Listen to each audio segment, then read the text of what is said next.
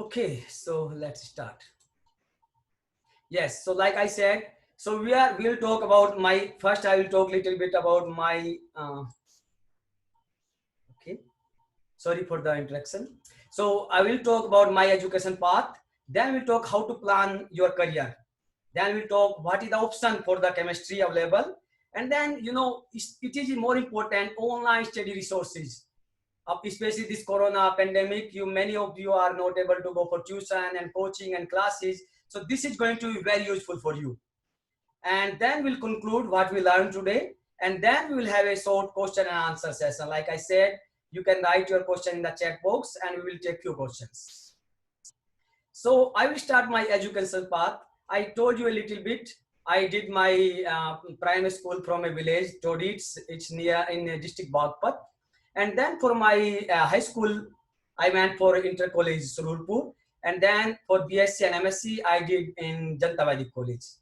After that, I did NET, JRF, and then I joined IIT Delhi in Department of Chemistry. And from IIT Delhi, I published 8 research papers and then got even Best PhD Award. And after that, I applied for the ASM, that is American Society of Microbiology Fellowship for Asia. That is given like out of 52 countries, given only one candidate. So surprisingly and luckily, I was one of them. And with that, I joined University of Maryland and I joined Professor Govind Khurana group. Many of you know who has little bit bio background. You must know Professor Govind Khurana. He got Nobel Prize to code DNA to protein. And currently, I'm working in this coast, King Abdullah University of Science and Technology. It's an international university. So I'm really proud to say that this is #1 university in faculty first citation in the world, even better than MIT, Oxford, Harvard, or Caltech.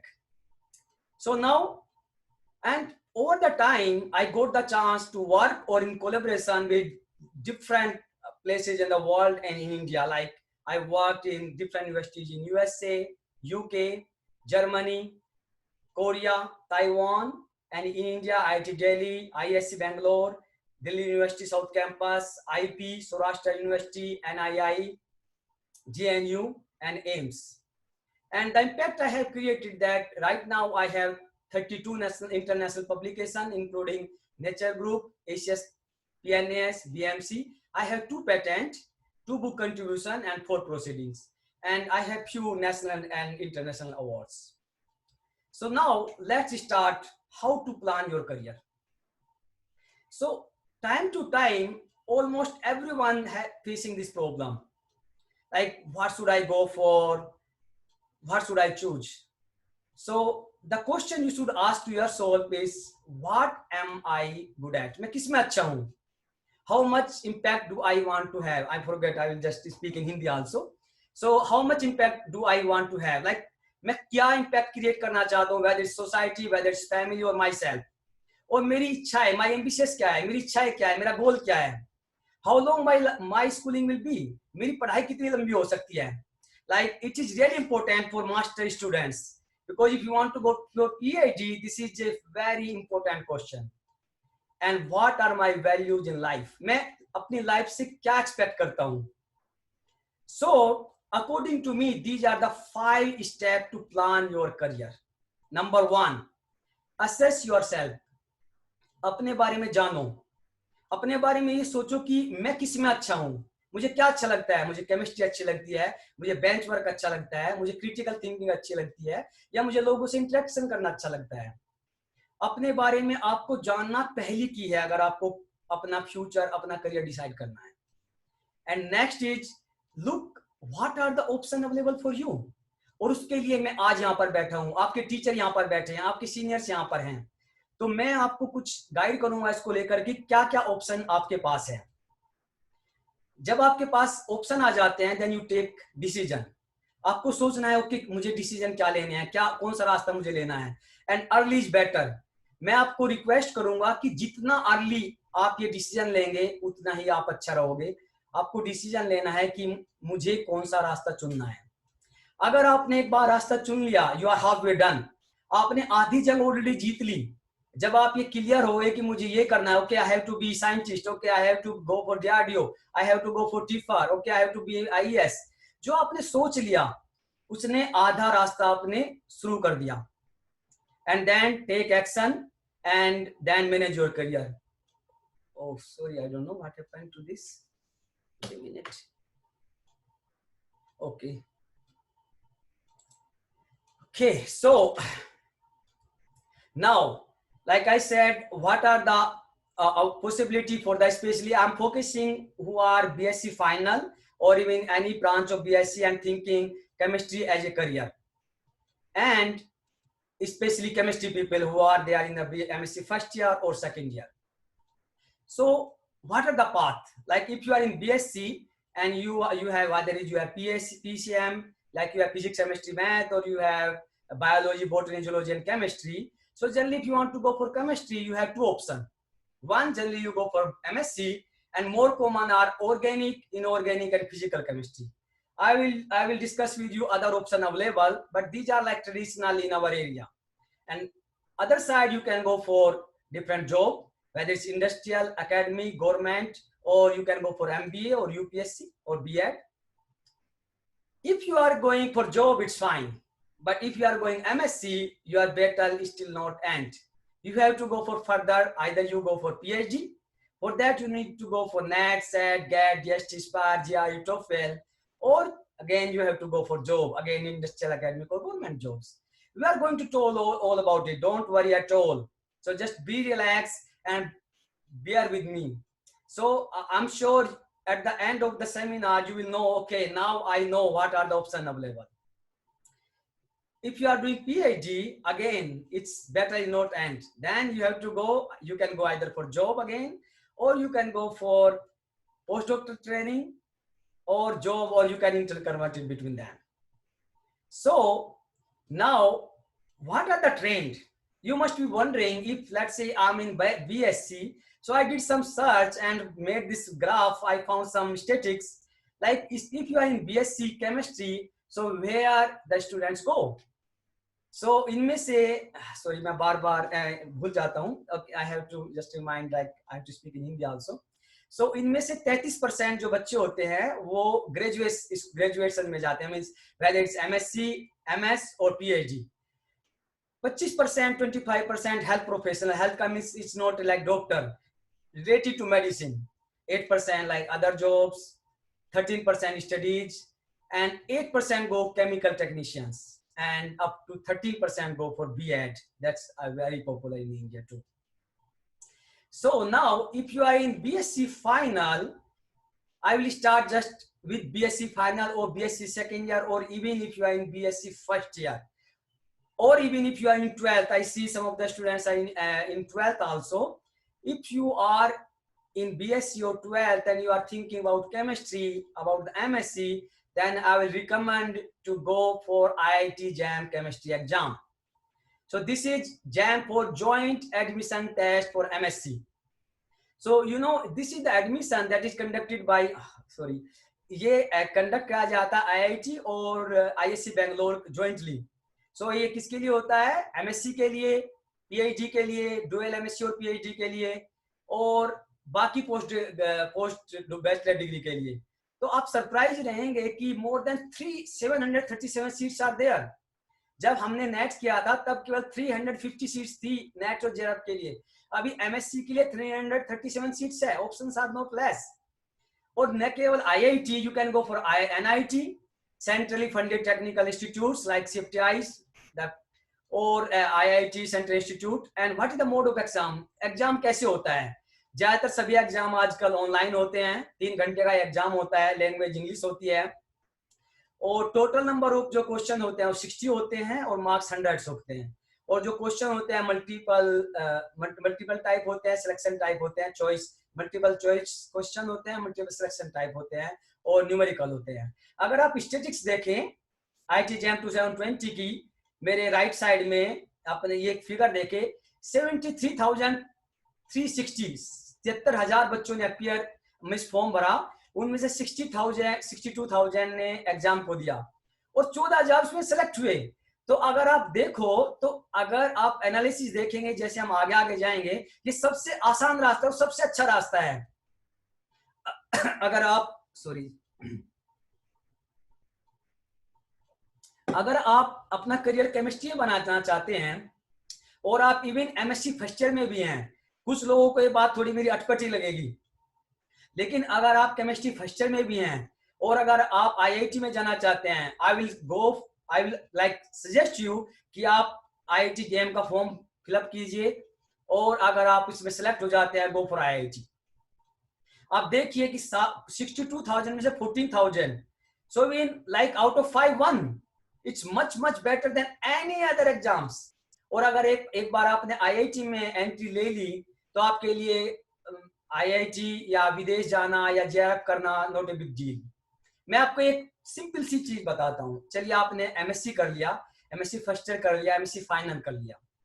जहां तक मेरी knowledge है, हमारे area के बच्चे MSc करके easily net और gate नहीं निकाल पाते, उनको कोचिंग के लिए जाना पड़ता है, उनको ड्रॉप करना पड़ता है। और अगर यही ड्रॉप आप बीएससी के बाद कर लेते हैं, उसके बाद आपको एमएससी नॉर्मल कॉलेज की बजाय आईआईटी की डिग्री होगी, और आप न केवल आईआईटी की डिग्री लेंगे, बल्कि आप नेट गेट और एनी और आप पीएचडी के लिए, एमएस के लिए विदेश, US, UK, anywhere you can go, because you know IIT is a branch. So it's about IIT JAM. So I'll suggest you, if you want to go for BSc, you are in BSc or MSc first year, and you want to make your career in chemistry, you should go for IIT JAM. There are plenty of seats. Now, जैसे कि मैंने पहली slide में आपको बताया कि हमारे जो ज्यादातर बच्चे हैं, हम लोग ज्यादा, इनफैक्ट मैंने ऑर्गेनिक केमिस्ट्री, आप सरप्राइज होंगे कि मैंने डबल एमएससी किया है। मैंने पहले फिजिकल केमिस्ट्री से किया और उसका रीजन भी बड़ा इंटरेस्टिंग था, क्योंकि मैं नेट करना चाहता था और मेरी फीलिंग ये थी कि अगर आपको नेट, जेआरएफ या गेट करना है तो उसमें से फिजिकल केमिस्ट्री का पोर्शन ज्यादा होता है। मैंने आईआईटी से जनतावादी कॉलेज से फिजिकल केमिस्ट्री किया, बाद में नेट भी किया, लेकिन जब मैंने एलएस करने के बाद जब मैं आईआईटी दिल्ली गया, तो मैंने जब वहाँ पे फॉर्म डाला तो मुझे पता लगा कि मैं केमिस्ट्री में पीएचडी कर ही नहीं सकता फिजिकल केमिस्ट्री में, क्योंकि मेरे पास बीएससी में मैथमेटिक्स नहीं था। तो मेरा आपसे सजेशन है, जो एमएससी फर्स्ट ईयर में है और जो चूज करना चाहते हैं ऑर्गेनिक, इनऑर्गेनिक और फिजिकल, जिनके पास बायो बैकग्राउंड है, मैं उनको सजेस्ट करूंगा वो ऑर्गेनिक या इनऑर्गेनिक के लिए जा सकते हैं। जो मैथमेटिक्स बैकग्राउंड के लिए, उनके लिए physical chemistry is a very good option, क्योंकि फिजिकल केमिस्ट्री का अगर आप टीचर्स देखें, रिसर्च फील्ड में देखें, it's a big huge demand. क्योंकि अगर आप देखें 70 to 75% और even 80% students go for organic chemistry, और फिजिकल के लिए वेरी हार्डली पीपल गो। सो और यहाँ पे अगर जो हॉट फील्ड्स क्या हैं, अगर आप एसीएस, अमेरिकन केमिकल सोसाइटी में जाते हैं या रॉयल सोसाइटी की वेबसाइट देखें, तो उन्होंने शॉर्ट लिस्ट किए हुए हैं कि based on what are the hot topics of research, what is the hot topics of your jobs. So आप देखेंगे यहाँ पे मेडिसिनल केमिस्ट्री, फार्मास्यूटिकल केमिस्ट्री, अभी जो कोरोना वायरस इशू चला हुआ है, आई थिंक आप इसको ज्यादा एक्सप्लेन करने की जरूरत नहीं है कि ये कितना क्रूशियल है। सस्टेनेबल केमिस्ट्री और environmental chemistry, sustainable, this is very popular word, means हमें अपना विकास करना लेकिन साथ में अपने एनवायरमेंट को ध्यान रखते हुए, मीन्स ग्रीन केमिस्ट्री, कि आप अपने, मेरी रिसर्च बेसिकली सस्टेनेबल केमिस्ट्री पे ही है मोर और लेस, कि हम लोग केमिकल्स को प्रोटीन से, एंजाइम से या लेस हार्मफुल केमिकल से कैसे रिप्लेस कर सकते हैं। Material chemistry, oh, one of the best field these days. Battery technology, solar cells, magnet, fuel chemistry, oils related, all these things. Polymer chemistry, like all these tires, polythenes. Machine learning. These days, two popular things you must be learning who are reading little bit newspaper. Data analyst and machine learning.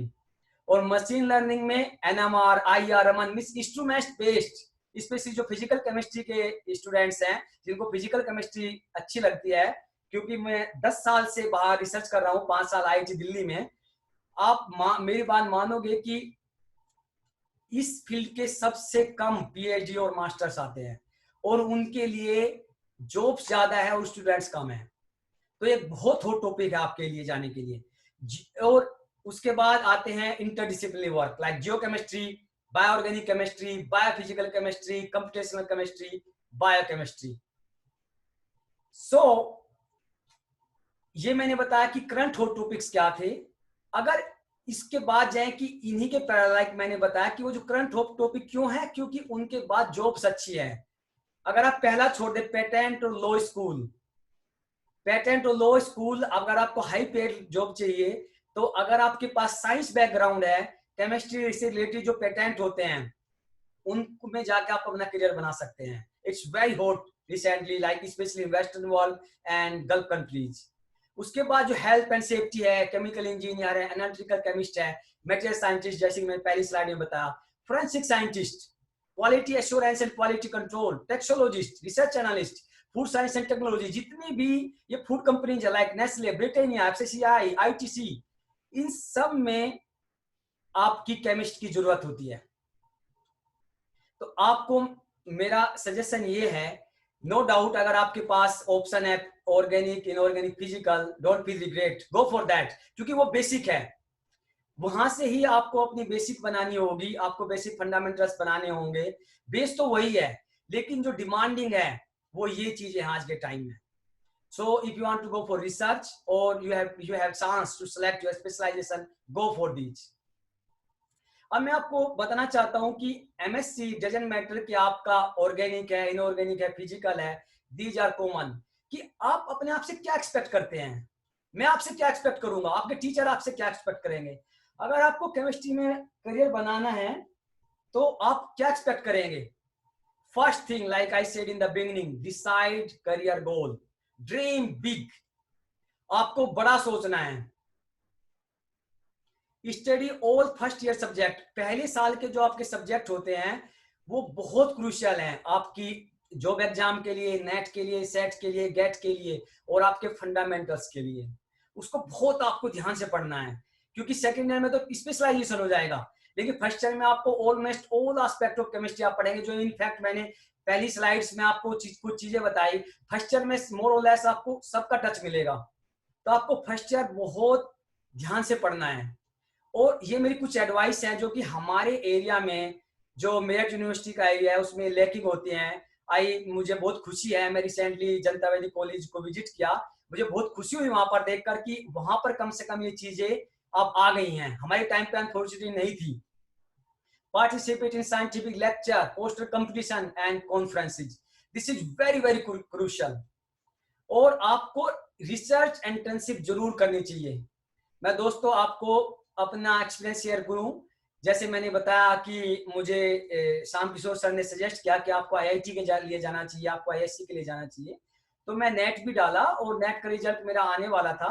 और ISC Bangalore दोनों तरीके से लेता है, gate के base पे भी लेता है, नेट के बेस पे भी लेता है, और उनका अपना एग्जाम भी होता है। दोनों की अभी भी होता है क्या, उनका अपना एग्जाम भी होता था। तो मैंने नेट भी दिया और उनका एग्जाम भी दिया, और मैंने एनवायरमेंटल केमिस्ट्री, ऑर्गेनिक केमिस्ट्री और बायोकेमिस्ट्री के लिए ऑप्ट किया, और लकीली मैंने तीनों को क्वालिफाई किया।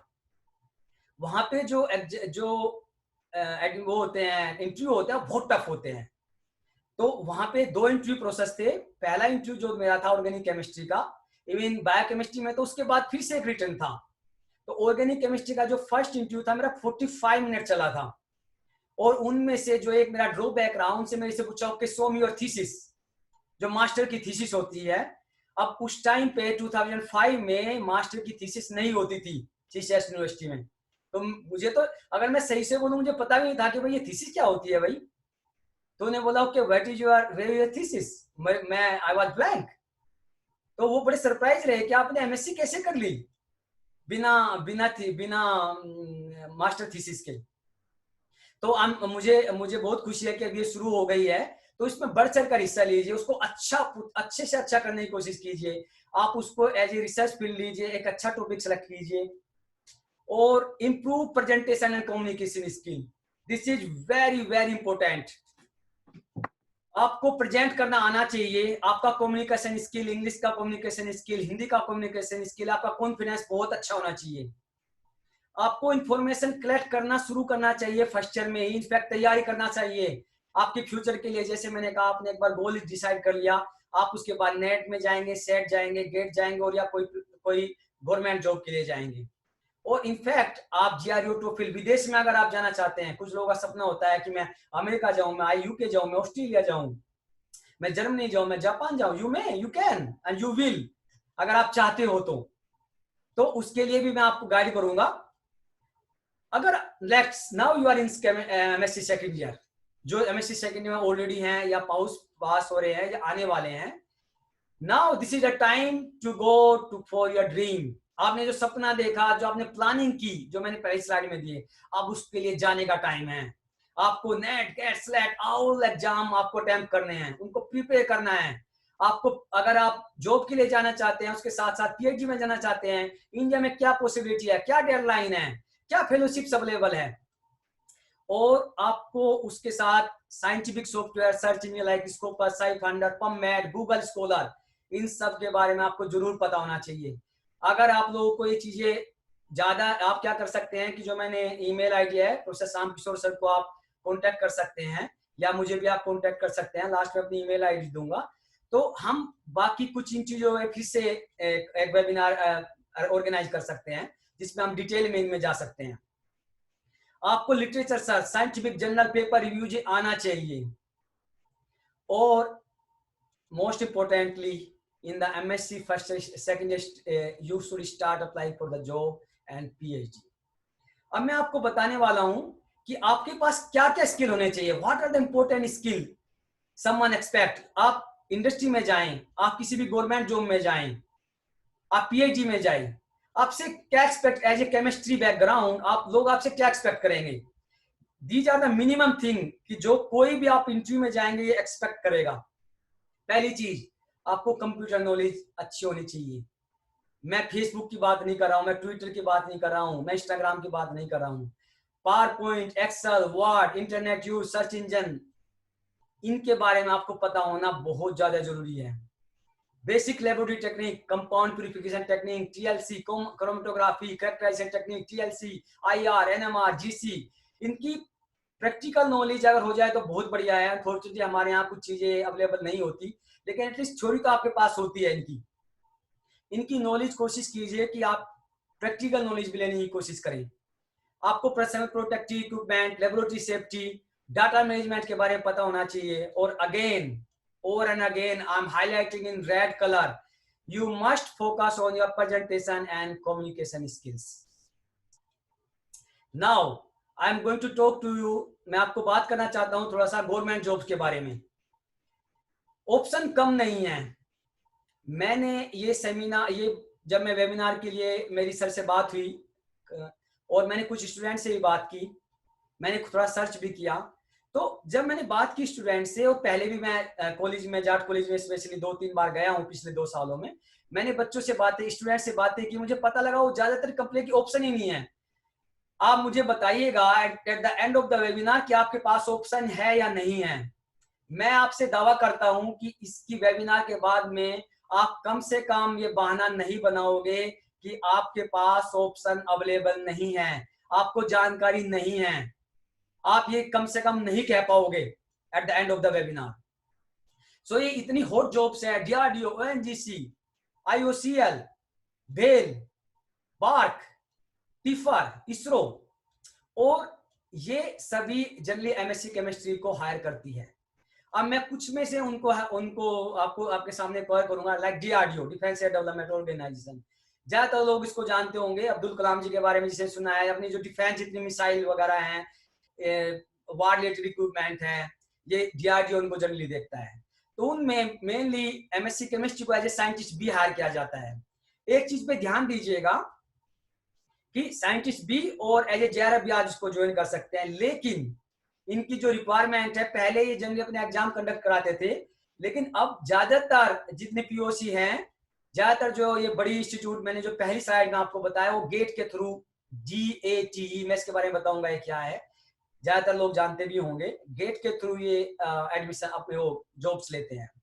तो उसकी रिक्वायरमेंट क्या है, एमएससी में फर्स्ट डिवीजन होनी चाहिए, वो ज्यादातर आपकी डेफिनेटली होती ही है। Age limit it's too much, 33 years, no worry. Selection process had to be GATE qualification or personal interview. GATE में जो मैं अभी बताने वाला हूँ पर्सनल इंटरव्यू के बारे में, मैंने अभी कुछ फ्यू स्लाइड्स आपको बैक आपको बताई है, वो बहुत ज्यादा इंपॉर्टेंट है। Sale is not less like 63,000, it's really lot. और लेकिन इसमें सबसे नेगेटिव पॉइंट क्या है कि इस तरह की जॉब की फ्रीक्वेंसी बहुत ज्यादा नहीं है। इसके बाद आता है BARC, Bhabha atomic research centre. जैसे कि इसके नाम से पता लग रहा है एटॉमिक रिसर्च पे काम करता है। ये लोग भी साइंटिस्ट भी हायर करते हैं एमएससी केमिस्ट्री को। और अगेन इनकी रिक्वायरमेंट है फिर से गेट एग्जाम और इंटरव्यू। आईओसीएल नवरत्न कंपनियों में से एक है इंडिया की, बहुत अच्छा पे, बहुत ज्यादा facility, again GATE score, personal interview. ONGC again oil and natural gas corporation limited, फिर से GATE requirement, as not a bar but you have to qualify the GATE exam. ISRO and TIFR, ISRO generally ज्यादातर लोग बोलते हैं कि भाई इसरो ये space agency है, केमिस्ट्री का ज्यादा इसमें रिक्वायर नहीं, इवन बायोलॉजी के लोग भी इसमें जाते हैं, मेरे कई सारे फ्रेंड उसमें हैं, मैं उनको जानता हूँ। फिजिक्स डेफिनेटली हॉट एरिया है इसरो में, लेकिन केमिस्ट्री के स्टूडेंट्स के लिए साइंटिस्ट भी और जूनियर रिसर्च फेलोशिप और इन टीफर में पीएचडी के लिए भी ऑप्शंस होते हैं। फिर से ये लोग गेट और नेट के बेस पे आपको हायर करते हैं। तो मैं जितना ज्यादा अभी आपको पिछली 5-7 स्लाइड में बताया गेट के बारे में, जो लोग जानते हैं उनके लिए इट्स गुड, जो लोग नहीं जानते हैं ये गेट क्या बोला है भाई, GATE, graduate aptitude test in engineering. इसको मैं कहता हूं दरवाजा, गेट हिंदी में हम आम भाषा में गेट बोलते हैं, ये दरवाजा है आपको आईआईटी में ले जाने के लिए, ये दरवाजा है आपके लिए टीफार, ओएनजीसी, आईओसीएल, बार्क जैसी जॉब्स में ले जाने के लिए, ये दरवाजा है आपके लिए। इनफैक्ट आईआईटी, एनआईटी और सेंट्रल यूनिवर्सिटी में पीएचडी के लिए जाने के लिए। और आप सरप्राइज होंगे, मोर देन 70 to 80 प्राइवेट और गवर्नमेंट एजेंसीज आपको हायर करती है बेस्ड ऑन गेट एग्जाम्स। और GATE score even required for the like you will be surprise कि कुछ जो बाहर के इंस्टीट्यूट है लाइक सिंगापुर और जर्मनी, ये आपको गेट के बेस पे हायर करती हैं। Something is wrong here. Okay, it's gone. Okay. So what is the GATE exam pattern? So ये तो आपको समझ में आ गया कि गेट कितना इंपॉर्टेंट है। आप देश में विदेश में जॉब्स में गेट एग्जाम के लिए जा सकते हैं। तो ये जो गेट एग्जाम है इसको जनरली आईआईटी कंडक्ट कराती है। तो ये ऑनलाइन मेड होता है अगेन, और ये multiple choice question, numeric question होते हैं इसमें। और इसकी वेबसाइट की डिटेल आप सिंपली पुट ऑन गूगल। इस साल ये आईआईटी बॉम्बे ने कंडक्ट कराया था, तो आप सिंपली गेट के बारे में अगर जानेंगे तो आपको पूरी इंफॉर्मेशन आ जाएगी यहाँ पर, आपको कैसे प्रिपेयर करना है। इवन बहुत सारे कोचिंग सेंटर जो ऑनलाइन अवेलेबल है। Let's see, someone is saying something. Okay, so now PhD degree and fellowship, what is about like PhD. मैंने अभी आपको जॉब के बारे में बताया, उसके पहले ये बताया कि आप एमएससी में क्या कर सकते हैं। अब 2 ऑप्शन आपके पास होते हैं, एक आप जॉब के लिए जाएं, दूसरा आपके पास ऑप्शन है कि आप पीएचडी के लिए जाएं। जैसे कि मैंने एक ट्रेंड बताया था, almost every 1 student out of 3 like 33% go for PhD. So ये पीएचडी कैसे कर सकते हैं, इंडिया में या बाहर कर सकते हैं, लेकिन उससे पहले आपको पीएचडी के प्रोस एंड कॉन्स, नेगेटिव और पॉजिटिव एस्पेक्ट के बारे में जानना बेहद ज्यादा जरूरी है। आपको ये जानना जरूरी है कि क्या इसके नेगेटिव एस्पेक्ट हैं और पॉजिटिव क्या है। पॉजिटिव अलॉट, सबसे बड़ी चीज है आपको ट्यूशन फी की कोई वरी नहीं करनी है। इनफैक्ट आपको अप टू 35,000 आपको फेलोशिप मिलती है अगर आप एग्जाम क्वालिफाई कर लेते हैं। आपको आप you have all the question because you need critical thinking. आप फेल्योर से लड़ना सीख जाते हैं, आपको नेगेटिव चीजों से लड़ना जाता है, क्योंकि 5 से 6 साल आपकी बहुत रिग्रेस ट्रेनिंग होती है इसको लेकर के। आपके पास बहुत सारी इंफॉर्मेशन क्रिएट कर लेते हो, आप केवल इंफॉर्मेशन को देखने वाले नहीं होते बल्कि उनको क्रिएट करते हैं। और उससे बड़ी चीज है कि आप कंपटीशन और कोलैबोरेशन दोनों में बहुत अच्छा करते हो, और you can qualify for government, industry and academic jobs.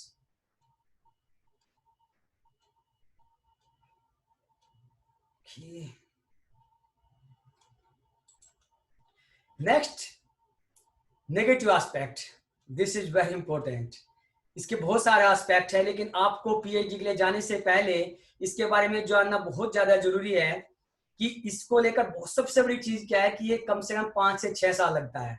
आप अपनी एज अगर काउंट करेंगे कि आपने पहले एमएससी की, बीएससी किया, एमएससी किया, मे भी आपने 1 साल ड्रॉप भी करना पड़ता है कई बार आपको एग्जाम देने के लिए, उसके बाद आपने 5 से 6 साल पीएचडी के लिए लगाया। आपको जहां एक कोई पर्सन जॉब में चला गया, उसकी सैलरी स्टार्टिंग 50 to 60,000 होगी, यहाँ पे आपको 30 से 35,000 पे गुजारा करना होगा, तो आपको फाइनेंशियल लॉस होगा।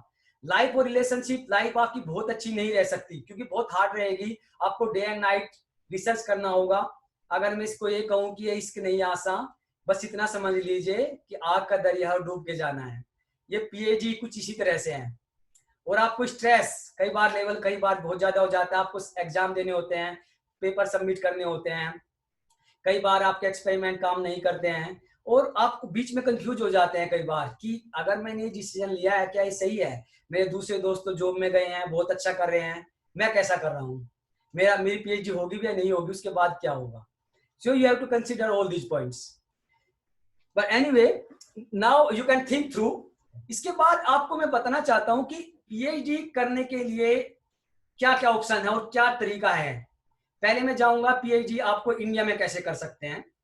अगर आपको पीएचडी करना है इंडिया से, मैं रिकमेंड करूंगा कि आप आईआईटी, आईसीटी, आईआईसीआर और सीएसआई इंस्टीट्यूट से कीजिए। उसके लिए मेनली आपको या तो ये एग्जाम क्वालिफाई करना होगा या आपको गेट क्वालिफाई करना होगा। जो गेट एग्जाम होता है मेनली आईआईटी इसको फेलोशिप देती है, और नेट और सीएसआर इफेक्ट और ज्यादा अच्छा है क्योंकि आपको एमएचआरडी फेलोशिप देती है। तो उसके लिए क्या क्या फेलोशिप अवेलेबल आपके पास है, आपके पास आप देखिए, आप सरप्राइज होंगे कितनी फेलोशिप आपके पास अवेलेबल है। सीएसआई, यूजीसी, नेट जिसका एग्जाम मैंने आपके बारे में आपको भी बताया, वो आपके पास है। डीएसटी इंस्पायर फेलोशिप जो यूनिवर्सिटी टॉपर और गोल्ड मेडलिस्ट को मिलती है, डीएसटी को देती है। इनफैक्ट कुछ यूनिवर्सिटीज को यूजीसी भी फेलोशिप देती है, हर डिपार्टमेंट और हर यूनिवर्सिटी को। आपको प्रोजेक्ट बेस्ड फेलोशिप मिल सकती है, आपको even educational trust like Tata memorial trust आपको एक फेलोशिप दे सकता है। UG sponsor like Rajiv Gandhi fellowship specially for SC/ST, और even there is a minority like Muslim भाइयों के लिए भी कुछ फेलोशिप अवेलेबल है। So there are number of fellowships available. अब इनमें से मैंने गेट के बारे में आपको पहले कुछ स्लाइड में बताया, एक बहुत बार एक चीज का जिक्र हुआ, CSIR, UGC, नेट, ये क्या है। इसके बाद इवन आप सीधे लेक्चरशिप के लिए जा सकते हैं या फिर आप पीएचडी के लिए जा सकते हैं। अगर आपके पास JRF है, जूनियर रिसर्च फेलोशिप, तो आपको MHRD आपको फेलोशिप देगी। तो ये कंडक्ट किया जाता है CSIR के द्वारा, और इसके लिए आपको MSc क्वालिफाई करना जरूरी है। MSc के FPR अगर आप MSc सेकंड फाइनल ईयर में है तब भी आप एग्जाम के लिए जा सकते हैं, और ये बेस्ट है उस टाइम पर। और इसके लिए आपको पहले 2 साल में 31,000 पर मंथ मिलते हैं, और 35,000 उसके 2 साल के बाद 3 साल तक मिलते हैं। और इसके अलावा आपको 20,000 पर साल एज ए कंटीजेंसी मिलती है, जो आप बुक्स के लिए, विदेशों में कॉन्फ्रेंस के लिए, इंडिया में कॉन्फ्रेंस के लिए जा सकते हैं। तो इसके पैटर्न के बारे में अगेन आप इजीली इंफॉर्मेशन ले सकते हैं, लेकिन मैं थोड़ा सा बता देता हूँ यहाँ पर। अगेन ये भी computer based exam, MC like multiple choice question होते हैं। इसमें 200 मार्क्स की 3 रिवीजन उसकी होती है, ABC। पहला होता है जनरल एप्टीट्यूड, दूसरा multiple choice question related to your subject, और तीसरा होता है knowledge of scientific concept again on your subject. So ये इसका पैटर्न है। अगर मैंने इसको, जैसे मैंने बताया कि जब मैंने इसको क्वालिफाई किया, शुरू में मैं इवन इसके क्वेश्चन भी ठीक से नहीं पढ़ पाया था। उसके बाद मैंने 3 बार क्वालिफाई किया, 2 बार JRF किया, और मुझे लगता था कि अगर मुझे कोई पर्सन मिल जाए जो नेट करना चाहता है, तो मैं उसको हाथ पकड़ के उसका नेट करवा दूंगा। तो इट्स नॉट बिग डील, आप कर सकते हैं। नाउ PhD अब्रॉड, ये मेरा फेवरेट है। जो लोग PhD करने के बारे में सोच रहे हैं, मेरा पर्सनल सजेशन है कि वो लोग विदेशों में PhD के लिए जा सकते हैं। आप IIT, ISC, NIT या सेंट्रल यूनिवर्सिटीज के लिए जा सकते हैं, नो डाउट। लेकिन मेरी चॉइस के हिसाब से अगर आप लो, तो मैं रिकमेंड करूंगा कि आप विदेशों में PhD कीजिए, क्योंकि इसके कई एस्पेक्ट है। मैं क्यों ऐसा बोल रहा हूं, क्योंकि आप आईआईटी, इवन इनफैक्ट अगर आप आईआईटी से पीएचडी करते हैं, आपको लगेगा फिर ओके मुझे फॉरेन का एक्सपोजर चाहिए, फिर आप पोस्ट डॉक के लिए जाएंगे, फिर आप 2 से 3 साल के लिए विदेशों में जाएंगे। क्यों ना पहले ही जाओ जहां पे आपको फेलोशिप 30,000 35,000 रुपये महीना मिलेगी इंडिया में, वहां पे 1 लाख से ज्यादा ऊपर मिलेगी। और आपका करियर उसके बाद आप इंडिया में वापस आ सकते हैं और आप विदेशों में अपना करियर बना सकते हैं। आपका एक्सपोजर बेटर होगा, आपकी रिसर्च बेटर होगी। लेकिन उसके लिए करना क्या है, वो कैसे कर सकते हैं? उसके लिए आपको कुछ, जैसे हमारे इंडिया के लिए गेट और नेट वार एग्जाम करने होते हैं, इसके लिए आपको जीआरई, टोफल और आईलेट्स करने होंगे। और इनफैक्ट अदर देन दीज मैं इनके बारे में थोड़ा सा आपको बताऊंगा। इसके अलावा भी आपके पास कुछ फेलोशिप अवेलेबल होती है, जैसे डेट फेलोशिप है, नैनो फुलब्राइट है, मैरी क्यूरी है, जीएसपीएस है। ये कुछ और फेलोशिप भी आपके पास अवेलेबल है। और इनफैक्ट आप में से okay let me go one more, even कुछ प्लेसेस ऐसे हैं ऑल ओवर द वर्ल्ड जो आपको इवन जीआरई और टोफिल के बिना भी पीएचडी के एडमिशन लेते हैं। लेकिन उसके लिए रिक्वायरमेंट होती है कि आपका जो मीडियम ऑफ एजुकेशन है वो इंग्लिश होना चाहिए।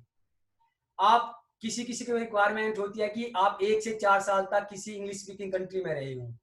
तो इसलिए जो बेस्ट रिक्वायरमेंट है, बेस्ट तरीका है, आप जो जीआरई, टोफल और आइल्स के लिए जाएं। अब ये जीआरई, टोफल, आइल्स है क्या, मैं समझाता हूं आपको। पहला है इसमें से इंग्लिश लैंग्वेज एग्जाम, जिसको मैंने डिफाइन किया टोफल। इसको बोलते हैं test of English as a foreign language.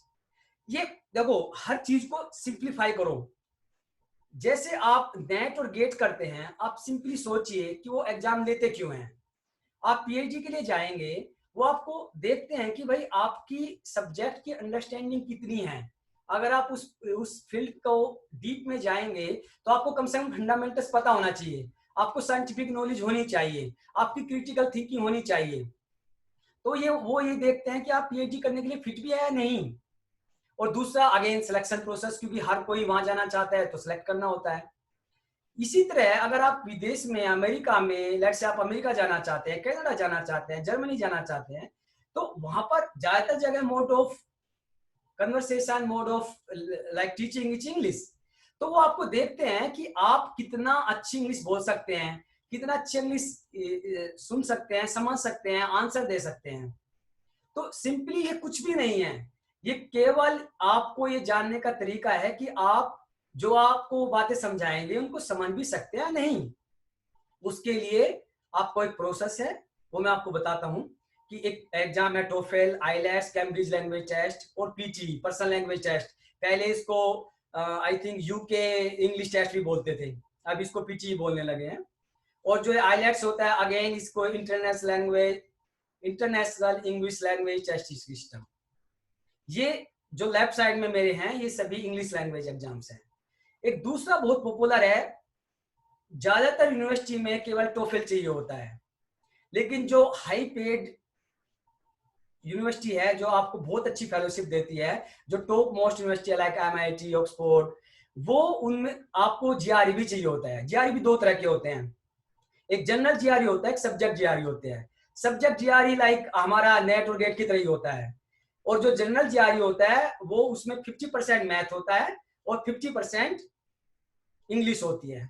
और जो बीएससी तक, इवन 12 तक भी जिसने मैथमेटिक्स किया है, वो 100 में से 100 मार्क्स 100% मार्क्स लेके आते हैं जीआरई में। इंग्लिश उनके लिए थोड़ा, हमारे एरिया के लोगों के लिए थोड़ा टफ होता है, लेकिन मैथमेटिक्स आप 100 में से 100% लाइक 100%, आई थिंक 800 प्लस 1600 600 होता है। तो ये पैटर्न चेंज होता रहता है, लेकिन 50-50% होता है मैथ और इंग्लिश। तो चलिए मैं आपको बताता हूं, जैसे मैंने इंग्लिश के लिए 2 चीजें बताई, टोफेल और आईलेट्स। तो ये दोनों ही इंग्लिश के नॉलेज जानने के लिए है, लेकिन इनमें थोड़ा टोफेल जो है थोड़ा नॉर्थ अमेरिकन एसेंट के लिए होता है, और आईएल्ट्स थोड़ा स्लाइटली शॉर्टर होता है। और टोफेल जो होता है वो कंप्यूटर बेस्ड होता है, जनरली कंप्यूटर बेस्ड दोनों ही होते हैं। एक में आप रिकॉर्डिंग करते हैं, लेकिन आईएल्ट्स में आपके सामने पर्सन फेस टू फेस बैठा होता है, आपसे वो आपकी कन्वर्सेशन स्किल, आपकी अंडरस्टैंडिंग स्किल, आपकी स्पीकिंग स्किल वो जज करते हैं।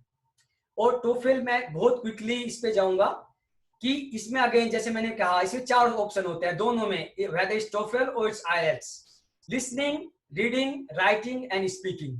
इनके 60, 70 और 50 मिनट्स और 70 मिनट्स होते हैं। हर एक के अलग अलग मार्क्स होते हैं, 30 मार्क्स होते हैं। और आइल्स में सेम होता है कि आइल्स में दो पार्ट होते हैं, एक एकेडमिक और एक जर्नल। बेसिकली जो एकेडमिक्स के लिए जाते हैं पीएचडी वगैरह के लिए, उनके लिए एकेडमिक होता है। जनरल उनके लिए होता है जो secondary education, work experience, training programme और इमिग्रेशन के लिए जाते हैं। अब आइलेट्स भी सेम उसी तरह है, listening, reading, writing and speaking. अब स्कोर के बारे में आपको बताता हूं कि जैसे टोफेल होता है वो 120 पॉइंट्स का होता है। तो ज्यादातर केस में अगर आपके पास आउट ऑफ 120 आपके पास 80 मार्क्स आए हैं तो ज्यादातर यूनिवर्सिटी के लिए आप क्वालिफाई हैं। अगर आपके पास अप टू 100 मार्क्स हैं, oh my God, you can go one of the best institutes in world. IELTS again नो, ये नो के स्केल पर होता है। इसमें से मिनिमम रिक्वायरमेंट जनरली 6 से 7 मिनिमम रिक्वायरमेंट होती है। अगर आपके पास 8 आ गए, again you can go in one of the best institutes in the world. थोड़ा सा बताऊंगा मैं आपको ग्रेजुएट रिकॉर्ड एग्जाम जीआरई के बारे में। जैसे कि मैंने बताया, ये अगेन और ऑप्शन इसके होते हैं। 2 ऑप्शन होते हैं मैथमेटिक्स के लिए और 2 ऑप्शन होते हैं इंग्लिश लैंग्वेज के लिए। अगेन इसका जो स्कोरिंग होती है वो quantitative reasoning, verbal reasoning, analytical writing और एक्सपेरिमेंटल होती है। इसके अलावा अगर आप आप इंडिया में कर रहे हैं या फिर विदेशों में कर रहे हैं, बाकी इसके अलावा आपको क्या रिक्वायरमेंट होती है। आप अप्लाई करते हैं, सबसे पहले आपका सीवी आपका रेडी होना चाहिए, जो आपके एक्सपीरियंस और आपके अचीवमेंट्स के बारे में बताए। आपका मोटिवेशन लेटर रेडी होना चाहिए कि आप ये क्यों करना चाहते हैं, क्यों आप इस पर्टिकुलर सब्जेक्ट में ही पीएचडी करना चाहते हैं, आप क्यों पर्टिकुलर यूनिवर्सिटी में ही ज्वाइन करना चाहते हैं। और रिकमेंडेशन लेटर लाइक आपको कोई स्पेशली आपके टीचर्स जिसका आपने कोर्सेज किए हो, जिसके साथ आपने इंटर्नशिप की हो, वो आपको लेटर ऑफ रिकमेंडेशन देते हैं कि ये स्टूडेंट्स कितना अच्छा है, इसका व्यवहार कैसा है, इसकी अंडरस्टैंडिंग कैसी है, इसकी सब्जेक्ट की नॉलेज कैसी है। ये बहुत क्रूशियल है, इसलिए अपने टीचर से अच्छे रिलेशन बना के रखिए। और स्पेशली वो टीचर जिनका बैकग्राउंड थोड़ा बहुत रिसर्च रिलेटेड है। अभी रिसेंट जो यंग साइंटिस्ट हमारे, यंग फैकल्टी हमारे यहाँ आईआईटी हमारे इंस्टीट्यूट्स में आए हैं सीशन यूनिवर्सिटी में, वो ऑलमोस्ट सभी के पब्लिकेशन बैकग्राउंड है। जो थोड़े पुराने वाले टीचर्स हैं उन लोगों ने कई बार उतनी रिसर्च वगैरह नहीं की होती, लेकिन कोशिश कीजिए जिनका रिसर्च बैकग्राउंड है उनको उनके कांटेक्ट में रहिए और उनके कोर्सेज कीजिए, उनसे अच्छी टेक्निक सीखिए और उनसे जानिए सब के बारे में। और उनके रिकमेंडेशन लेटर बहुत इंपॉर्टेंट होते हैं। और आपको परसिस्टेंट रहना है, ये आसान रास्ता नहीं है। Don't give up after first failure. आप बहुत जगह अप्लाई करेंगे, कई बार आपका सिलेक्शन नहीं होगा, आप इंटरव्यू में फेल होंगे, आप एग्जाम से फेल होंगे। Don't feel negative, don't feel shy, keep on doing. Now how to do PhD, ये मैं इस पर बहुत डिटेल में नहीं जाऊंगा, केवल आपको सिंपली बता देना चाह रहा हूँ कि ये पीएचडी, अगर आपने पीएचडी में, ये आपके लिए बहुत दूर की बात है। लेकिन अगर आपके पास एक बार आप पीएचडी में, जैसे कोई एमएससी फर्स्ट ईयर में, उसके लिए मैं इंपॉर्टेंटली बताना चाहता हूँ कि आप एंट्रेंस एग्जाम देंगे, चाहे वो नेट हो, चाहे वो गेट हो, या उनका पर्सनल एग्जाम हो यूनिवर्सिटी का। उसके बाद आप जब सिलेक्शन प्रोसेस में जाएंगे, ये बहुत क्रूशियल है कि आप किस गाइड को अपना मेंटोर सेलेक्ट करते हैं, किस प्रोफेसर को सेलेक्ट करते हैं अपनी पीएचडी करने के लिए। ये जरूर देखिए कि उस प्रोफेसर का बैकग्राउंड कैसा है, उसके पुराने स्टूडेंट्स कहाँ प्लेस हुए हैं, अगर वो नया प्रोफेसर उसके पब्लिकेशन कैसे हैं, उन्होंने पीएचडी कहाँ से की है। क्योंकि आप 6 साल, अपनी लाइफ के 6 साल उस प्रोफेसर को देने वाले हैं। मैं पीएचडी के प्रोफेसर को सेकंड फादर बोलता हूं। एक फादर वो होता है जो आपको पैदा करता है, लेकिन जब आप साइंस फील्ड में आ जाते हैं, कोई ये नहीं पूछते आप किसके बेटे हैं, ये पूछते हैं कि आप किसके स्टूडेंट हो। आपकी पहचान उस प्रोफेसर से होती है जिसके साथ में आपने पीएचडी किया है। तो ये बहुत क्रूशियल है कि आप पीएचडी गाइड को सोच समझ के सिलेक्ट कीजिए। उसके बाद आपको सिलेक्शन ऑफ टॉपिक करना है, जैसे कि मैंने हॉट टॉपिक्स, उनको दोबारा आपको रिकॉल करना है कि जो हॉट टॉपिक्स है आपको कोशिश कीजिए कि उनमें आप पीएचडी कीजिए।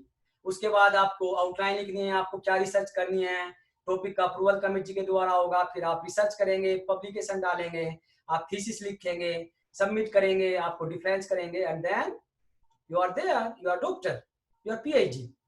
सो दिस इज द प्रोसेस। एक और जो बड़ी बात मैं आपको बताने वाला था कि जहां इंडिया में पीएचडी करने में 5 से 6 साल लगते हैं, कई बार विदेशों में जैसे यूरोप में और ज्यादातर अच्छी जगह में आप पीएचडी 3 से 4 साल तक ले लेते हैं। कुछ जगह पर वहां पर भी आपको 5 साल लग सकता है, लेकिन जनरली 3 से 4 साल तक आप पीएचडी ले सकते हैं विदेशों में, और इन बेटर एक्सपोजर। इंडिया में 4 से 5 साल लगता है। तो ये भी एक पॉइंट है जो मैं कंसीडर करना चाहता हूं आपको, कि आप विदेशों में पीएचडी करने के लिए सोच सकते हैं। अब आपका टेक्निकल पार्ट चला गया, ऑनलाइन सिस्टम रिसोर्सेज। स्पेशली जैसे कि मैंने शुरू में बताया, ये बहुत इंपॉर्टेंट है इस टाइम पर, जहां पर आपके पास बहुत ज्यादा ऑप्शन अवेलेबल नहीं है कोचिंग के लिए, ट्यूशन के लिए, कॉलेज के लिए। तो आप सरप्राइज होंगे, आई थिंक आपको ज्यादातर जानते होंगे, क्योंकि मुझे पता है, मैं जब 2 बार जनता वैदिक कॉलेज को विजिट किया, प्रोफेसर श्याम किशोर सर ने ऑलरेडी ये सेमिनार भी कंडक्ट की थी वहां पर, और बच्चों को बताया था कि क्या क्या ऑप्शन अवेलेबल है। लेकिन जो लोग नहीं जानते हैं, मैं उनको बताना चाहता हूं, आप सिंपली MHRD की वेबसाइट पे जाइए, उस पर डालिए ऑनलाइन स्टडी रिसोर्सेज अवेलेबल। आप अमेज्ड होंगे कि कितने ज्यादा ऑप्शन अवेलेबल हैं। आप देखिए, स्क्रीनिंग, मेरी स्क्रीनिंग देख सकते हैं कि यहाँ पर कितने सारे ऑप्शन अवेलेबल हैं। और जैसे कि मैंने शुरू में बताया, मैंने कुछ स्टूडेंट से बात की पिछले 2-3 दिनों में। कुछ बच्चों की कंप्लेंट थी, कुछ स्टूडेंट्स की कंप्लेंट थी कि उनके पास अच्छे कंसेप्ट करने वाले टीचर नहीं है, या टीचर की अवेलेबिलिटी नहीं है, कम टीचर है, मुझे पता है इस बात का। कई बार क्लासेज उतनी अच्छी नहीं होती। आपको वरी करने की जरूरत नहीं है। आप इन ऑनलाइन स्टडी रिसोर्सेज क्यों नहीं यूज करते? आप देखिए कि इंडिया में बड़े बड़े टॉप इंस्टीट्यूट्स, मैं आपको एक एग्जांपल देता हूं, मैं सबकी डिटेल में नहीं जा पाऊंगा, लेकिन मैं केवल एक एग्जांपल देता हूं, NPTEL। इसको IIT और ISC ने 2003 में लॉन्च किया था, और 1000 से ज्यादा कोर्सेज अवेलेबल हैं। आप बिलीव कीजिए, जो आप ऊपर देख सकते हैं यहाँ पे, कि ज्यादातर IIT और ISC, जो कि हमारे इंडिया के टॉप मोस्ट इंस्टीट्यूट्स हैं, वहां के फैकल्टीज के द्वारा इसमें अलग अलग टॉपिक्स पे कोर्सेज, अलग अलग टॉपिक पे लेक्चर्स अवेलेबल हैं। और आप सरप्राइज होंगे ये देख करके, अगर आप नीचे जाएंगे, गेट प्रिपरेशन, अगर आप मेरा कर्सर देख सकते हैं, इवन यहाँ पर गेट प्रिपरेशन के लिए भी मटेरियल अवेलेबल है। न केवल इंडिया, अगर आप जाएं EDX, www.edx.org, ये विदेशों की जो बड़ी बड़ी यूनिवर्सिटी, आप बड़ी यूनिवर्सिटी का नाम लीजिए, चाहे वो MIT, Harvard, Berkeley, Davidson, UCL, TUM, उनकी 10,000, like I think 2000, like around 1 crore online students इनको ज्वाइन किया है। लेकिन इंडिया में आई डोंट नो कितना ज्यादा अवेलेबल है। ये 24/7 अवेलेबल है, फ्रीली अवेलेबल है, और 2500 प्लस कोर्सेज है। जब मैंने लास्ट ईयर जनवरी में इसको चेक किया था, तो 1000 कोर्सेज अवेलेबल थे। अभी इन्होंने 1500 कोर्सेज और ऐड कर दिए हैं, और अभी 2500 कोर्सेज अवेलेबल है। अगेन, अगर आप इसको थोड़ा और एक्सप्लोर करेंगे, अगर आप केमिस्ट्री के बारे में सर्च करें यहाँ पर, तो आप देखेंगे कि केमिस्ट्री से related, whether is introductory, intermediate और एडवांस, 45 कोर्सेज अवेलेबल यहाँ पर हैं। और नॉट ओनली केमिस्ट्री, आपको टोफेल और आइल्स के बारे में भी यहाँ पर फ्री ऑफ कॉस्ट इंफॉर्मेशन मिल सकती है।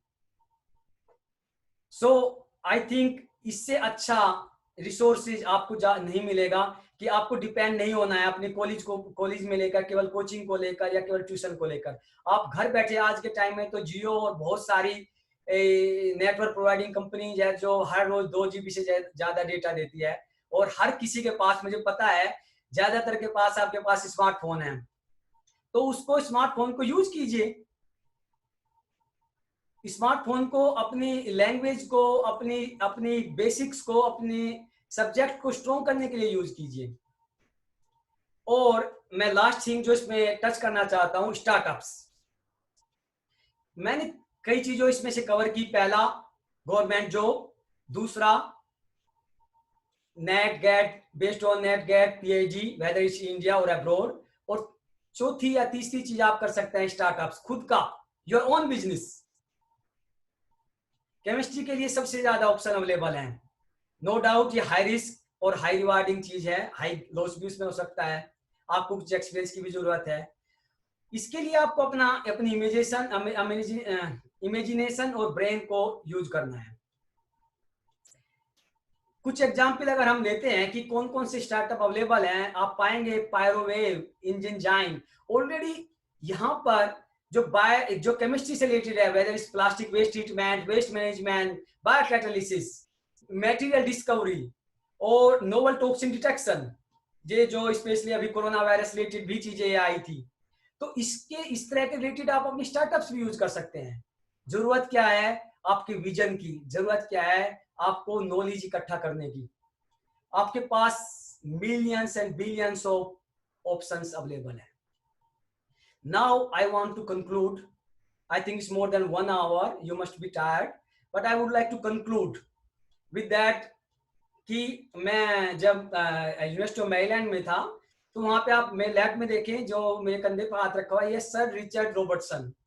इनके साथ मुझे 3 दिन बिताने का मौका मिला। इनको 1993 का नोबेल प्राइज मिला था, क्योंकि मैंने जैसे बताया, मैंने प्रोफेसर हरगोविंद खुराना की लैब को ज्वाइन किया था, जो खुद में नोबेल प्राइज विनर थे। तो उनके कई सारे अच्छे कॉन्टैक्ट्स और अच्छे दोस्त थे जो नोबेल प्राइज विनर थे। तो ये हमारी लेबोरेटरी में 3 दिन के लिए आए। तो मैंने इनके साथ ऑलमोस्ट लंच, डिनर और कुछ मैं साइट सीइंग के लिए भी इनके साथ गया। Personal, related to PhD, related to science, बहुत तरह की बातें की। उसके बाद मैं 3 साल पहले the living legend doctor James Watson Crick के बारे में तो ऑलमोस्ट हर कोई जानता होगा, जिन्होंने डीएनए की डबल हेलिक्स डिस्कवरी के बारे में लिया था। इनके साथ मैंने 4 दिन बिताए, क्योंकि ये हमारे कोस्ट यूनिवर्सिटी में आए थे और मैं अपना डिपार्टमेंट की तरफ से, सेंटर की तरफ से रिप्रेजेंटेटिव था। तो मुझे इनको डिफरेंट जगह पे लेके जाना था, इनको इंटरेक्शन का ध्यान देना था, इनको ज्यादा प्रॉब्लम ना हो, कहाँ कहाँ इनको जाना है, कौन से लेक्चर इनको डिलीवर करने हैं। तो अगेन मुझे इनसे बातें करने का मौका मिला। आप सरप्राइज होंगे, इनकी उस टाइम पे आई थिंक एक 90 थी, अब ये 92 है, 2 साल पहले की बात है। तो इनसे मुझे क्या सीखा मैंने, वो मैं आपको नेक्स्ट स्लाइड पे जाऊंगा। लेकिन इससे पहले मैं आपको बताऊंगा कि आपके पास क्या होना चाहिए अदर देन साइंस। ये मैं अभी जो कुछ स्टूडेंट से बातें की और जो मेरा एक्सपीरियंस रहा आप लोगों के साथ इंटरेक्शन का, उसके बेस से बताता हूं कि सबसे पहले आपको एक ड्रीम और एक प्लान हर टाइम आपके माइंड में होना चाहिए। एक पेन आपके पॉकेट में ऑलवेज होना चाहिए। आपको नॉलेज, आपको कभी भी कोई भी ऐसी नॉलेज मिल सकती है, कोई सीनियर मिल सकता है, कोई नॉन बंदा मिल सकता है जो आपको इंफॉर्मेशन दे सकता है आपके करियर से related. A piece of paper, a small packet in diary, updated CV, print and soft copy you need for PhD and jobs। और मैं बड़ा सरप्राइज हुआ आपकी लिस्ट देखकर कुछ लोगों की, कि कुछ लोगों के पास, आप बीएससी में है, एमएससी में है, उनकी पर्सनल आईडी नहीं है। कुछ स्टूडेंट्स ने कहा, मैं सर से डिस्कस नहीं कर पाया, मैंने थोड़ा ये नॉलेज लेने के लिए कि बच्चों की एक्सपेक्टेशन, स्टूडेंट्स की एक्सपेक्टेशन क्या है इस वेबिनार से, उनकी प्रॉब्लम्स क्या है। तो मैंने कुछ लोगों से डिस्कस किया, तो मैं सरप्राइज हुआ जानकर कि कुछ स्टूडेंट्स के ईमेल आईडी तक नहीं है। वो कुछ, उनके फेसबुक अकाउंट जरूर होंगे, लेकिन ईमेल आईडी नहीं है, अगर है तो कहीं ने रॉन्ग ईमेल आईडी दी हुई थी। तो आप इसको, उन्होंने कहीं ने बोला कि सर ये हम सोशल मीडिया यूज नहीं करते इसलिए मेरा ईमेल आईडी नहीं है। आई डोंट थिंक कि मैं ईमेल को सोशल मीडिया से मिक्सअप करूंगा। मैं सोशल मीडिया बोलूंगा, email, Twitter, Instagram, but email ID is your essential thing. अगर मुझे आपको कल कोई इंफॉर्मेशन देनी है, मैं आपको कैसे दूंगा?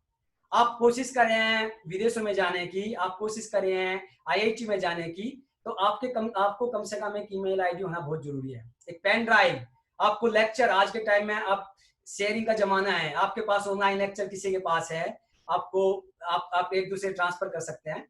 और most importantly, a smile on your face. आप देखो दो जो लिविंग लेजेंड मेरे सामने खड़े हैं, कितनी प्यारी स्माइल इनके चेहरे पर है।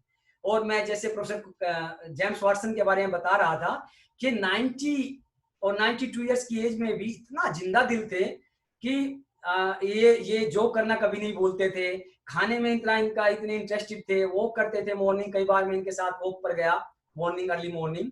सो they are just like living legend, we must follow them. So after interacting with these two guys, what I learned 4 Ps. What are these 4 Ps? You will survive only if you believe in the power of your dream. I want to repeat this. Power of your dream. And what are these 4Ps? Purpose, passion, possibilities, and power. You must have a purpose in your life.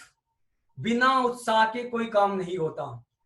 अगर आपको ये नहीं पता है कि आपको कहाँ जाना है, आपको क्या करना है, तो आप आई एम श्योर कि आप जीपीएस देखिए. आप ज्यादातर लोग इवन मोबाइल में जीपीएस यूज करते हैं. जब तक आप उसमें डायरेक्शन नहीं डालेंगे, आपको डिवाइस भी नहीं ले जा सकती. लाइफ तो कैसे ले जाएगी? अपने ड्रीम को फॉलो करने के लिए आपके पास पैशन होना चाहिए. और I would like to say, choose today to start believing in the magical power of wishing. Wish, I want to be a scientist. Wish, I want to be in TIFR. Wish, I want to be in BART. I want to be ISC. I want to be in ISRO. I want to be NASA. Just dream and go for it. आपको अपने ऊपर विश्वास रखना है, dream करना है, and I am 100% sure आप वहां पर पहुंचेंगे. आपको ऐसे ऐसे लोग मिलेंगे जो आपको हाथ पकड़कर वहां तक छोड़कर आएंगे, आपको रास्ता बताएंगे. जरूरत है आपको ये बताने की आपको जाना कहां है. दिस इज द की. और एट द एंड, ये मेरा फेवरेट है, मैं कई बार बोलता हूं, what is the key of success. मैंने इसको नाम दिया रामबाण. RAMBAN. इनफैक्ट मैं एक छोटे बच्चों के लिए, स्पेशली 12th तक के बच्चों के लिए एक सीरीज शुरू की हुई है, जिसमें मैं थोड़ा उनको मोटिवेट करने की कोशिश कर रहा हूं. आप में से जो भी इंटरेस्टेड है, you are more than welcome. So मैं उनको ये बताता हूं कि how to plan your career, how to think big, and how to go for it. So इनमें से मैं आपको क्या समरी देता हूं. I think you are already like know more than enough. तो आपको मैं की देता हूं उसकी, कि what is the key of success. रामबाण. R for resolution.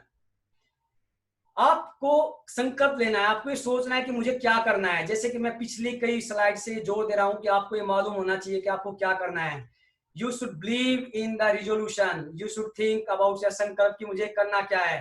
और दोस्तों 2016 में एक रिसर्च हुई थी जिसमें बताया गया था कि success is not all about talent. आप अगर टैलेंटेड है, जरूरी नहीं है कि आप सक्सेसफुल हो जाएंगे, और ये भी जरूरी नहीं है कि आप टैलेंटेड नहीं है तो आप सक्सेसफुल नहीं होंगे. इवन एवरेज स्टूडेंट जो होते हैं वो ज्यादा सक्सेसफुल होते हैं.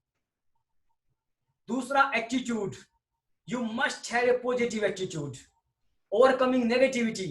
आपको लाइफ में बहुत सारे मोमेंट ऐसे आएंगे जब आप नेगेटिव फील करेंगे. आपको बहुत सारे ऐसे लोग होंगे जो आपको नेगेटिव फील कराएंगे. आपको उससे बाहर निकलना है. You have to be always positive. Motivation. You must have the reason of your action, willingness and goal, and you should have self motivation, जो सबसे ज्यादा इंपॉर्टेंट है.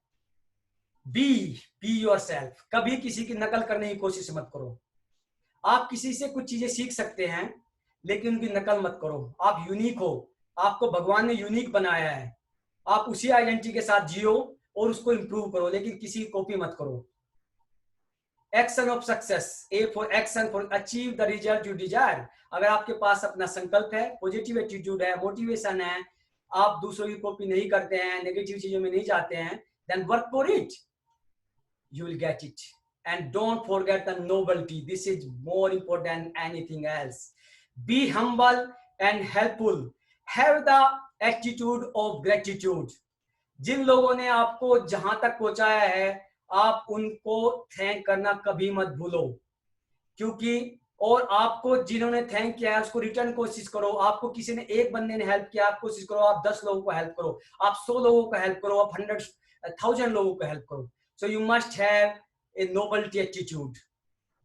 So with this, I would like to acknowledge, like I said in the beginning, Janta Valley College, जिन्होंने मुझे BSc और MSc कराया, जिन्होंने मुझे सपने देखना सिखाया, और मेरे आइडल, मेरे मेंटोर प्रोफेसर शाम किशोर सर, जिन्होंने मुझे लाइफ चेंजिंग वो कन्वर्सेशन जो मैंने शुरू में बताया था, और आज तक भी मुझे मोटिवेट कर रहे हैं. आज तक भी मैं उनसे ऑलमोस्ट हर मंथ उनसे बात करता हूं. जब भी इंडिया में जाता हूं उनसे मिलता हूं, और हर बार एक उनसे मैं जो एक पॉजिटिव चीज सीखता हूं कि वो स्टूडेंट्स को लेकर बहुत पॉजिटिव रहते हैं. स्टूडेंट्स की ऑलवेज तारीफ करते हैं.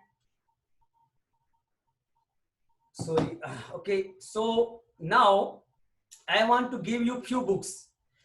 मैं आपको केमिस्ट्री बुक बिल्कुल नहीं बताऊंगा, क्योंकि आई थिंक उस केमिस्ट्री की बुक आपके टीचर्स मेरे से ज्यादा अच्छा बता सकते हैं। केमिस्ट्री को मुझे छोड़े हुए आई थिंक 15 साल हो गए, तो केमिस्ट्री के बारे में मैं आपसे ज्यादा बात नहीं करूंगा।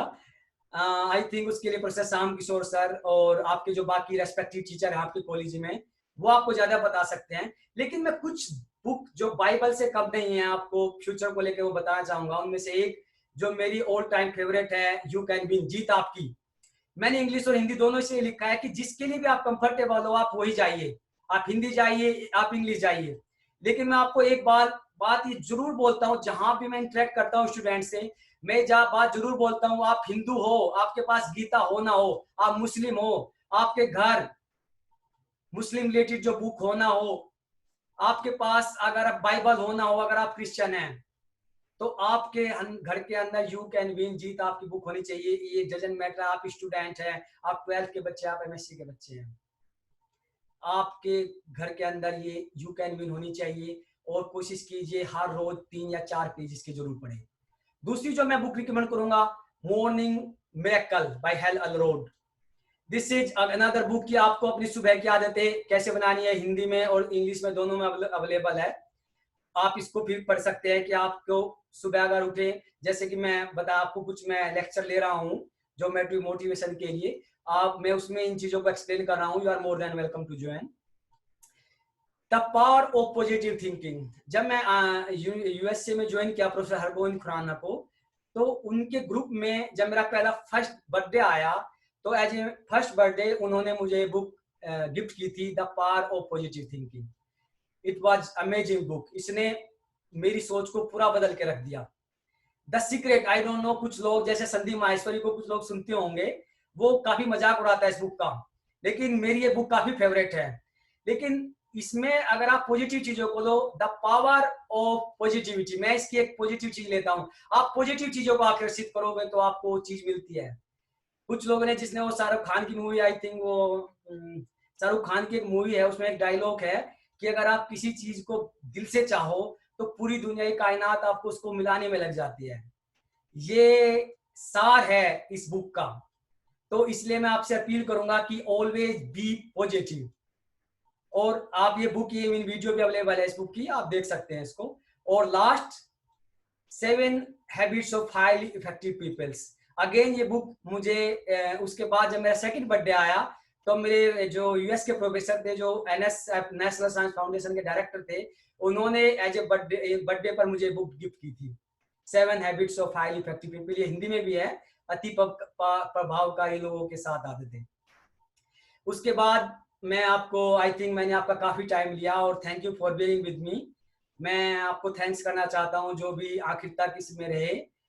तो आप मेरे साथ जुड़े रह सकते हैं। मैं ट्विटर, हालांकि ट्विटर, लिंक्डइन आई लाइक, हालांकि मेरा अकाउंट ट्विटर, फेसबुक और लिंक्डइन पर भी है, लेकिन मैं इन पे ट्विटर पे और इंस्टाग्राम पे ज्यादा एक्टिव नहीं हूँ।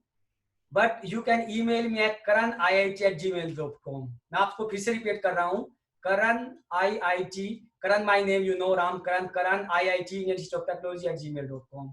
It's very easy to remember. Feel free to write any time. अगर आपके कोई भी क्वेश्चन हो और आपको किसी तरह का गाइडेंस चाहिए, feel me like your Elder brother, your uncle. Or now you are more than welcome to stop for question and answer. So I'm going to do it like stopping the sharing screen. So now I could see if you have someone would have given, you can write now. I think I have already put. Okay, so now you can open, it's open for everyone. अब आप इसमें अगर आपको कोई question है किसी तरह का, तो आप क्वेश्चन लिख सकते हैं, जो भी आपके क्वेश्चन हो। ओके, सो लेट मी सी, मैं कुछ क्वेश्चन देख रहा हूं, तो मैं इनमें से कुछ क्वेश्चन लेता हूं, आप अपने क्वेश्चन लिख सकते हैं। तो इसमें से जो क्वेश्चन आया है, how to find official exam pattern of GATE, what question are being asked in PhD programme interview. So GATE के लिए जैसे मैंने कहा, आप देखो गूगल बाबा से आप पूछो, आप सिंपल गूगल पे जा करके GAT गेट एग्जाम डालेंगे, आपको सिंपली एक वेबसाइट आ जाएगी, आप उस पर क्लिक करेंगे। IIT कानपुर ने इसको कंडक्ट कराया है। आपको उसमें इम्पोर्टेंट डेट्स और इसका कोर्स, इसका सिलेबस, सारी चीजें आ जाएंगी। दूसरा क्वेश्चन ने पूछा है कि पीएचडी के इंटरव्यू में क्या क्या क्वेश्चन पूछे जाते हैं। पीएचडी के इंटरव्यू में वही क्वेश्चन पूछे जाएंगे जैसे मैंने एक स्लाइड दिखाई थी आपको, जिसमें मैंने बोला था कि ये चीजें आपसे एक्सपेक्ट करते हैं कि ये इन चीजों की नॉलेज आपको होनी चाहिए, आपके सब्जेक्ट की नॉलेज, आपको प्रैक्टिकल नॉलेज होनी चाहिए। Okay, how long, okay so okay, thank you so much for 9 session. Okay, how to build your reading habits. कुछ बच्चों ने पूछा है कि रीडिंग हैबिट्स कैसे बनाएं। मैं कहूंगा अगर आपको ये मॉर्निंग मिरेकल्स अगर आप पढ़ेंगे तो आप उसमें पाएंगे कि उसमें जो की दी हुई है कि आपको हर रोज आपको कोई नियम बनाना है कि सोने से पहले आपको आधा घंटा 1 घंटा जरूर पढ़ना है। स्पेशली आधा घंटा कम से कम आप मोटिवेशनल बुक पढ़िए और इंग्लिश की बुक जरूर पढ़िए। और सब्जेक्ट बुक आप क्या कर सकते हैं कि आप बैठ करके आपको जो भी पढ़ना है बैठ के पढ़िए। आपको ये आपको बैठकर पढ़ना है, हर चीज को लिखकर पढ़ना है। केमिस्ट्री तो बिना लिखे हो ही नहीं सकती, लेकिन इवन आप हिस्ट्री पढ़ रहे हैं, हिंदी पढ़ रहे हैं, आपको बैठकर पढ़ना है। ओके, बहुत सारे क्वेश्चन आ रहे हैं। सो ओके, मैं आगे जाता हूँ। ओके, आई गोट 3700। ओके, जैम ऑलरेडी इनमें से किसी एक बच्चे ने, स्टूडेंट ने जैम दिया है और उसकी 3700 रैंक आई। I think too high. आप क्या कर सकते हैं, आपको सेकंड चांस दे सकते हैं, इसमें कोई लिमिट नहीं है। अगर आप बीएससी फर्स्ट ईयर करके दिया है तो बीएससी फर्स्ट ईयर में फिर दे सकते हैं, you will get it. Okay, कुछ बच्चों ने लिखा okay thank you, it is helpful. कुछ लोगों ने कॉन्ग्रेचुलेसन बोला है रिसर्च पेपर के लिए, थैंक यू सो मच, जो अभी 2 दिन पहले एक्सेप्ट हुआ है, थैंक यू। ओके, कुछ लोगों ने बोला है sir it is necessary that we should do PhD from chemistry and okay, no not necessary at all. I think अगर आपने मेरा फॉलो किया हो तो आपको पीएचडी करने की बिल्कुल जरूरत नहीं है। एमएससी के बाद भी आपको प्लेंटी ऑफ ऑप्शंस अवेलेबल हैं, आपको डिफरेंट ऑप्शन अवेलेबल है एमएससी के बाद में। इवन एसएससी के थ्रू भी आप बहुत सारे ऑप्शन अवेलेबल हैं जो कि नॉन केमिस्ट्री से रिलेटेड है। नहीं तो आप TIFR, Bhabha atomic research centre, ISRO, जो I think I have covered a lot of them. Okay, so one of them ask, had you ever cried in your career life? When and why? How to build patience? Many times. इनमें से पूछा है कि मैं क्या रोया हूं। Yes, पहली बार में सबसे ज्यादा रोया था जब मेरा नेट का रिजल्ट आया और मैं फर्स्ट पेपर भी क्वालिफाई नहीं कर पाया, तो मैं खूब जी भर के रोया था कि मैं अगर फर्स्ट पेपर भी क्वालिफाई नहीं कर पाया तो how I will go to the end. उसके बाद मैं दूसरी बार जब रोया, जिसका मैंने सबसे ज्यादा जोर दिया, जब मैं आईआईटी में चला गया, आईआईटी दिल्ली में, तो उसमें 1 साल 1.5 साल के बाद आपको प्रेजेंटेशन देना होता है अपनी रिसर्च को लेकर के। मैंने प्रेजेंटेशन दिया और वो जो टॉप मोस्ट जो मेरे फील्ड के प्रोफेसर थे, क्योंकि मैंने एमएससी तक कभी भी प्रेजेंटेशन स्किल के बारे में सोचा नहीं था, कम्युनिकेशन स्किल बहुत अच्छा नहीं था, प्रेजेंटेशन के बारे में पता ही नहीं था, स्लाइड नहीं पता था, इसलिए मैंने आपको जोर दिया कि उसको कैसे बनाना है। मैं बहुत अच्छा नहीं कर पाया था ऑनेस्टली स्पीकिंग। अपने फर्स्ट पीएचडी का जो मेरा जो एग्जाम हुआ था, कॉम्प्रिहेंसिव एग्जाम बोलते हैं, उसके बाद मैं बाहर निकला और अपने पीएचडी सुपरवाइजर के सामने उनके ऑफिस में जाकर बहुत रोया। आई थिंक वो मैं नेट के बाद के भी ज्यादा था जो मैं रोया। मैं अपने आप को कंट्रोल नहीं कर पा रहा था कि मैंने इतना तैयार किया और मैं ठीक से डिलीवर नहीं कर पाया। तो यू नो, अच्छे बड़े लोगों की यही आदतें होती हैं। उन्होंने मुझे बोला कि ये देखिए, वो अभी जो मेरे पीएचडी के प्रोफेसर है वो आईआईटी दिल्ली के D research and R and D research and development के डीन हैं। वो गेट और जैम के भी चेयरमैन रह चुके हैं। वो इज ए बिग शॉट। उन्होंने मुझे कहा, oh why you are feeling like this, you did even better than me. आपको तो पता ही नहीं है जब मैंने अपना एग्जाम दिया था मैंने कितना बुरा किया था। उन्होंने मुझे समझाया कि how you have to build your habit to learn how to build improve your presentation skill. Okay, okay, कुछ ने बोला okay, webinar is really helpful and motivating, thank you so much. And MSc also from chemistry, I think I have covered this. Thank you so much sir, thank you so much for your appreciation. Okay, how can we avail international along with MSc first year internship? Okay, so generally MSc first year में I don't feel कि MSc first year में internship होती है। Summer internship आप try कर सकते हैं। Thank you so much, गौरव ने क्वेश्चन पूछा है, मैं ये बात भूल गया था अगर आप MSc first year second year में हैं, इवन आप एमएससी फर्स्ट ईयर में भी हैं और आप समर प्रोग्राम में कुछ यूनिवर्सिटीज हैं जो इवन हमारी यूनिवर्सिटी भी कराती है, वो time to time internship available कराती है, आपको उसके लिए अप्लाई करना है।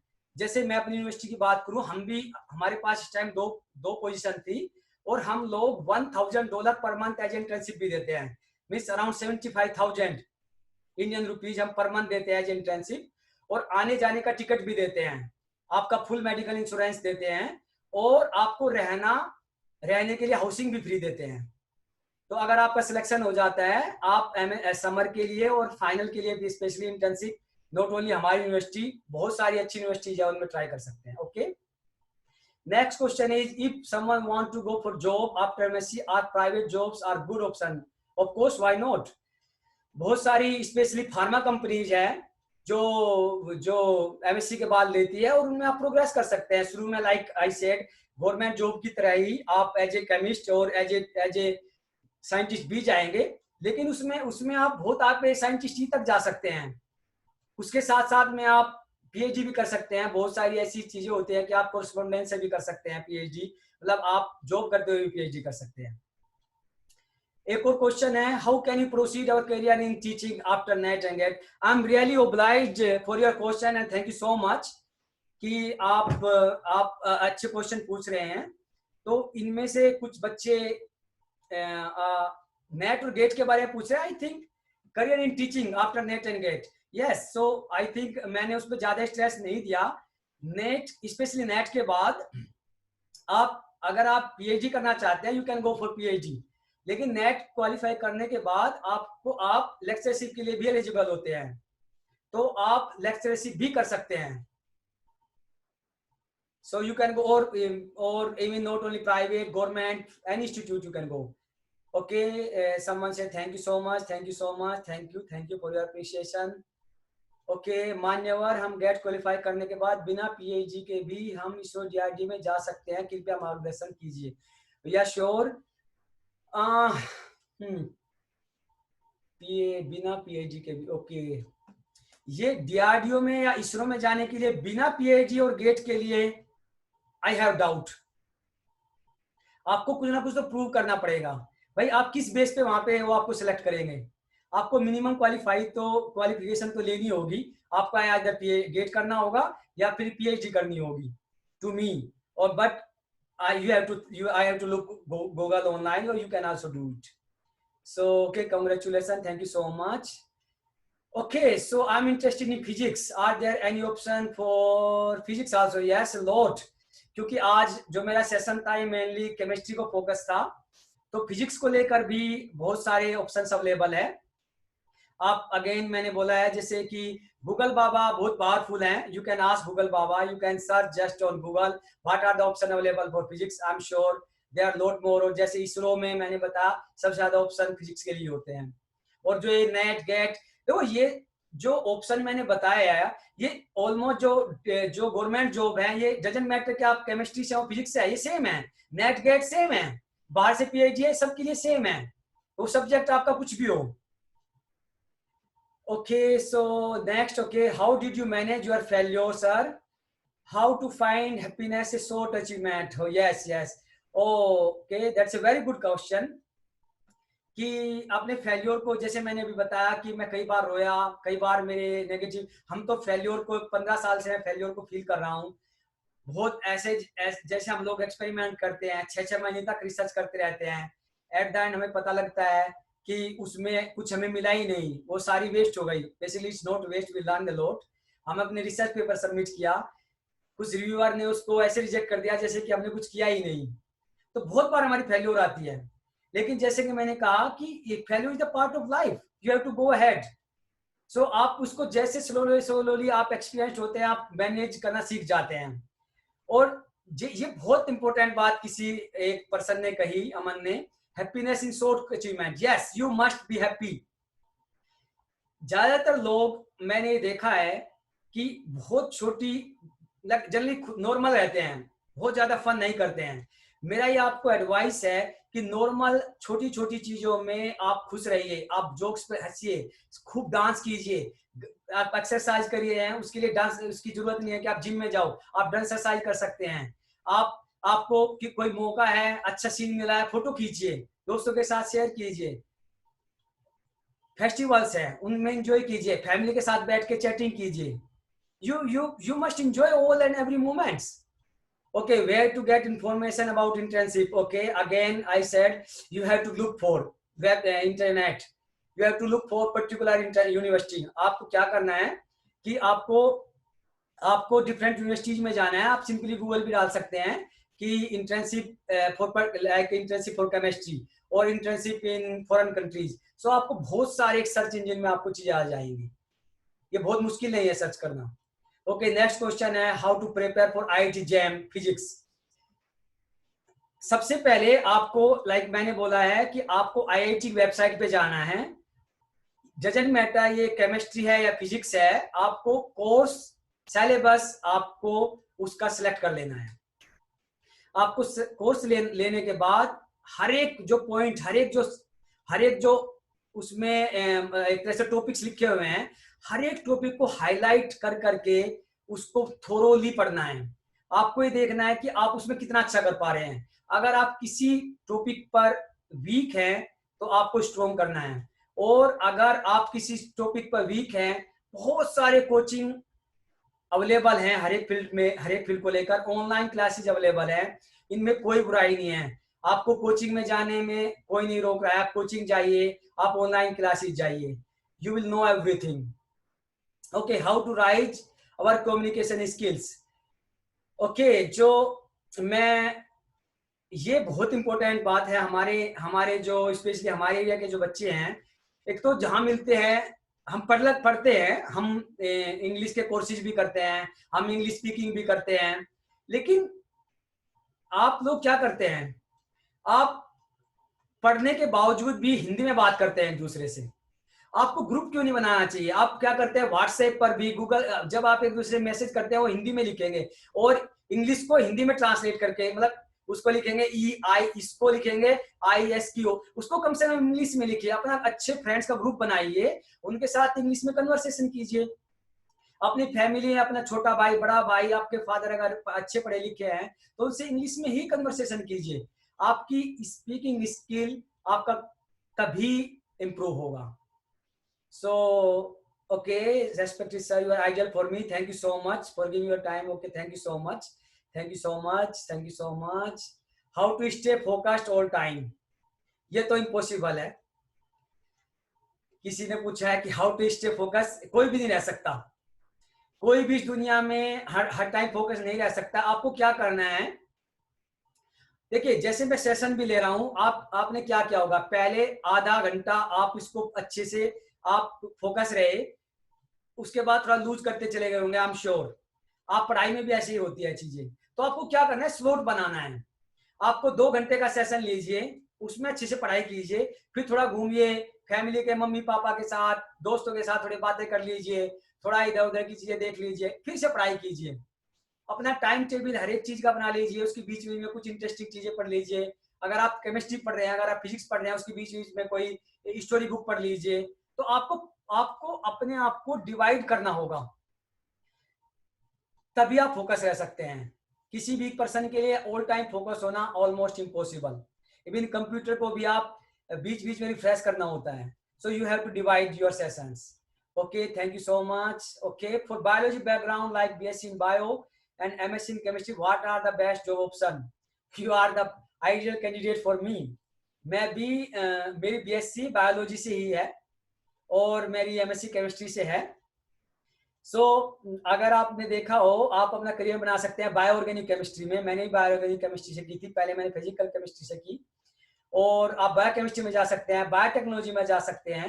आई थिंक जो केमिस्ट होते हैं और वो बायोलॉजी में फील करते हैं, बायोलॉजी में वर्क करते हैं, आप अगर मेडिसिन और फिजियोलॉजी में पिछले सालों के नोबेल प्राइज देखें, ज्यादातर में वो लोग हैं जो केमिस्ट हैं और बायोलॉजी में वर्क किया है।